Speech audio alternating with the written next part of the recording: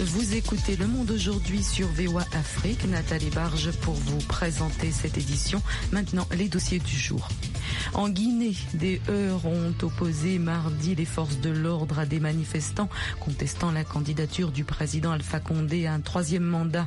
En Côte d'Ivoire aussi, la perspective d'un troisième mandat pour le président Alassane Ouattara fait craindre des violences. Dans une déclaration commune, des organisations de la société civile ouest-africaine se disent inquiètes pour la stabilité de la sous-région. Mohamed Oumfa a joint à Dakar Aliou Sané, coordonnateur du mouvement Y'en a marre, signataire de cette déclaration. Cette problématique des troisièmes mandats est un vrai cancer pour la sous-région ouest-africaine. On voit actuellement ce qui se passe en Guinée. Alpha Condé force un troisième mandat malgré le refus du peuple qui se mobilise peut créer une situation d'instabilité en Guinée à cause de ce projet de troisième mandat de Ouattara.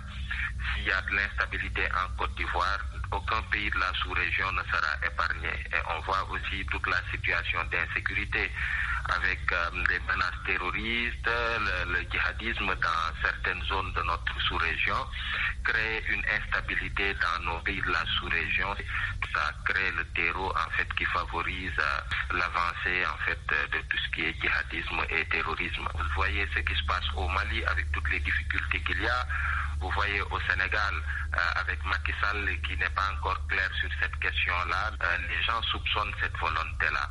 Oui, en Guinée, justement, les manifestants s'opposent depuis hier aux forces de l'ordre. En Côte d'Ivoire, plusieurs partis de l'opposition appellent à la désobéissance civile.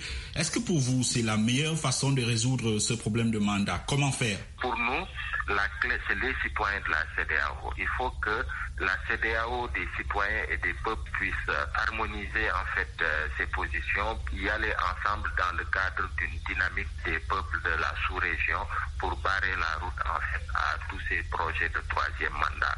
Parce qu'en fait, c'est les présidents, c'est comme s'il se passait le mot, il y a un phénomène de contagion qu'il faut stopper et la meilleure manière de la stopper, c'est qu'il y ait cette forte coalition en fait des peuples de la sous-région à travers toutes les organisations de la société civile et aussi les mouvements citoyens qui vont dans les semaines à venir avoir un agenda commun et poser des actes unitaires à l'échelle de l'espace CEDEAO. Dans une déclaration des organisations de la société civile ouest-africaine, vous invitez les Nations Unies à passer du principe de subsidiarité à l'action directe. Qu'est-ce que vous entendez par là? Mais en fait, à chaque fois que le FNDC ou dans nos pays, les dynamiques citoyennes qui font face en fait au tripatouillage constitutionnel ou au projet de troisième mandat, qui subissent en fait les exactions de ces tyrans-là, à chaque fois que l'ONU est saisie, l'ONU dit non, c'est la CEDEAO qui est compétente, qui doit se déployer, mais on sait que la CEDEAO ne fera rien du tout parce que la conférence des chefs d'État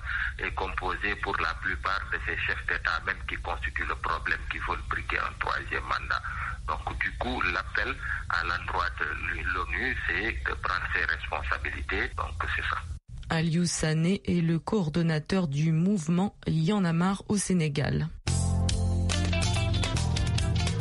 FM 102, c'est VOA Afrique à Dakar au Sénégal, 24h sur 24.